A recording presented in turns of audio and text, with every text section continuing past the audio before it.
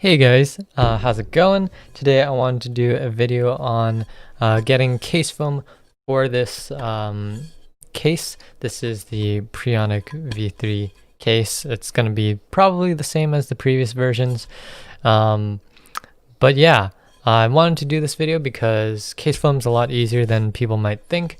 And especially when you have like aluminum cases and a stainless steel plate and whatnot, things can get kind of pingy and it's not the most pleasant to listen to. So yeah, let's get into it. Okay, so I'm going to try this new camera angle. So first thing I do is just look at the mount of the keyboard. So on the Prionic, it is still kind of a tray mount really. But the screws, instead of going through the top, through the plate and PCB, they go through the bottom and onto these kind of standoff things here. And because it's like that, instead of cutting larger holes for screws to go through, I can just lay my foam in without worrying about it. And this foam is just EVA foam. It's pretty thin. And it's very affordable. I just picked this up at Walmart, and it just comes in these like normal paper-sized sheets, and which is perfect for ortholinear boards because this just, the width is perfect right off the bat. So you only have to make one cut. Otherwise, personally, I would rather measure out and then make my cuts from there. Because this material is so cheap, I won't worry too much about making mistakes. So what I'm going to do now is just be kind of smart about it and just set up a line. If I can get it right, let's just flip this over so I can get a nice sharp line. Yeah, honestly, just going it with my nail was fine. Grab some scissors or an X-Acto knife. I do have an X-Acto knife, but it needs a new blade, so I'm just going to go ahead and cut this.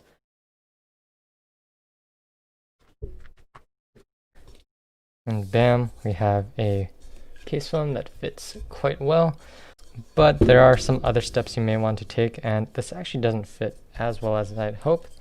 So on the back of the Prionic, there is going to be a reset button, which you will still want to be able to access. I think you would be technically able to just poke through the foam and hit the button, but I'd rather have it completely open. So what I think I'm going to do is just poke holes for the screws and see if I can just poke a screw through, which works perfectly. I wanted to do it like this so that the keyboard isn't mounted directly on metal. Having a bit of a buffer is going to make for better sound isolation. And the screws are actually small enough that I can just poke through without doing that kind of pencil poke first. It is definitely easier, but this seems to be working totally fine.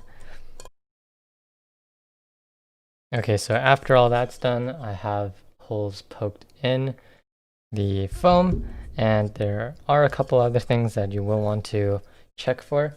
So again, that's going to be the reset button, as well as the USB slot, because normally this foam is going to interfere and not allow you to mount your PCB. So what I'm going to do is take my pencil and just mark out where the reset button is. And for the USB slot, it's a bit more difficult. You just kind of have to feel around for the mount. So what I'm doing is kind of sketching out how much I need to cut out roughly. And you can always cut off more, obviously. So like, yeah, if that's the case, just cut out more. Don't want to cut out too much though. And just so I don't ruin my table, I'm going to use my X-Acto knife on a piece of cardboard. An X-Acto knife is a great tool to have when you're doing stuff like this. because it gives you a level of precision that you just will not get out of scissors or like a knife. I'm not gonna make this cut rounded like I drew it out as, just because I think that's just gonna make my life a lot easier. And EVA foam is pretty easy to just score and then rip off. And there's a little dot for the reset button. So I'm just gonna do a small, I guess X cut, so that whatever pin I decide to use to press the button will actually reach through.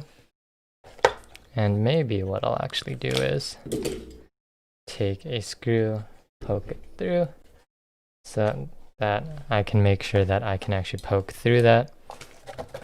Again, I don't think that's something that's absolutely necessary, but yeah, I think it's nice to have. So here's what the case foam looks like. The cutout for the USB seems perfect, and we have all our holes for the screws. So let's just go ahead and mount this and see if everything fits together.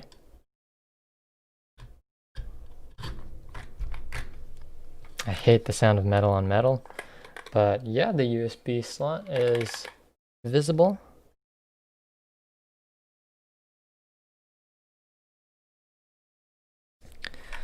So now that the case foam is installed and the keyboard is fully put together, what you'll notice is that on the Prionic at least, there is some give to the screws. That's really going to be up to you, but the main thing I would look for is just having your keys level. So if you can see right now, this side is a little bit lower than this side. So that just means tightening this down. And yeah, now it looks a bit more level. And do the same with the sides as well as the front.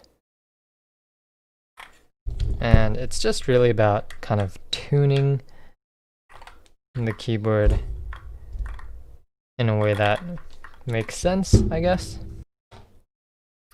So now that the Prionic is done, how much of a sound difference can we expect?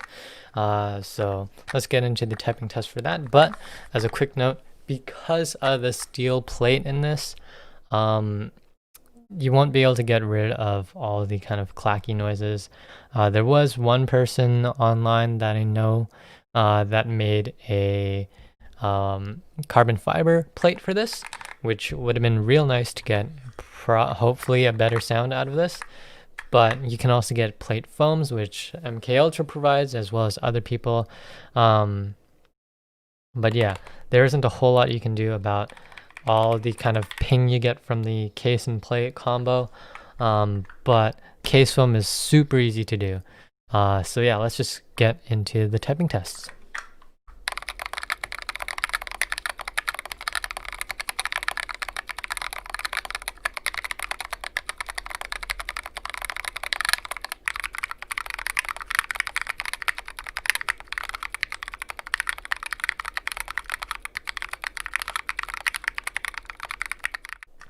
So yeah, that's how I cut case films for my keyboards. It's pretty simple, and honestly, even if it doesn't make a huge sound difference, I do like just having case film in my boards because it makes it feel more together almost, and having that kind of almost subtle squish. It makes me feel like it's just more sturdy. I know that doesn't have anything to do with sound, but that's just my impressions. Also, after listening back to the audio clips, I did kind of feel like the one with the case foam had more of just switch noises rather than it resonating in the case. Of course, that might just be in my head, but yeah, the recordings are all untouched, unedited, so it might sound a bit different than in real life because of the mic that I'm using, but hopefully that does give you a rough idea of what case foam can do for you. Also, as a quick heads up, this keyboard is built with the less secure build, as Drop calls it in the kind of build guide for this. If you want to know why, that's in my review, but yeah, it probably will sound a bit more metallic if you do go with the more secure build, because there's more points of contact, there's more metal for sound to travel through. But with a less secure one, I think it's going to be better for sound, and the typing feel is going to be less stiff. Although personally, I don't really notice things like that too much, because still all on the same plate and everything, and steel is just stiff as hell. So yeah. Apart from that, I will say the switches in this definitely need a thicker application of lube. I did put only like a very thin layer of lube on these, and I'm regretting it. So yeah, some of that sound might be attributed to that, but I currently don't have a switch puller to yoink these out. Anyways, just another heads up. I know there are a billion different, well, maybe not a billion, but a bunch of different materials you can use for case foams, and I know people like using Sorbothane or like actual neoprene sheets and stuff like that. I use EVA foam because it's cheap and readily available, and it's also just like the perfect size for keyboards. I find that one sheet on both this keyboard and this keyboard worked great. So yeah, and I don't really like using the kind of packing foam sheets because the way I see people cutting it up just doesn't seem aesthetically appealing. I like just having one clean sheet that's kind of cut semi-precisely to fit, rather than just stuffing